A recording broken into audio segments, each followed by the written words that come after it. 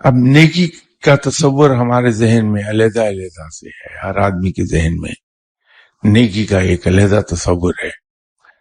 ہم عام طور پر نیکی اس کو کہتے ہیں کہ دوسروں کی مدد کر دی جائے، اس کو نیکی کہتے ہیں. یہ کنسپٹ ایک طریقے سے کلیئر ہو جائے گا کہ اگر ہم یوں کہیں کہ ہم اپنی زندگی کے رویوں کو سنت کے سانچے میں ڈھال لیں، اور آپ صلی اللہ علیہ وسلم یہ حیات طیبہ در حقیقت اس کا عملی نمونہ ہے.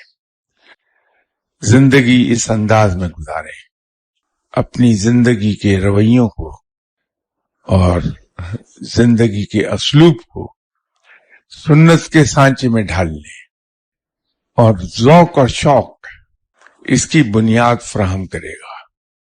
تو جب ہم عبادت بھی ذوق اور شوق سے ادا کریں گے اور زندگی کے رویے ہم سنت کے مطابق ڈھالیں گے، تو اس کا لازمی نتیجہ یہ ہوگا کہ ہم روحانیت کے اعلیٰ درجات پر فائز ہوتے چلے جائیں گے.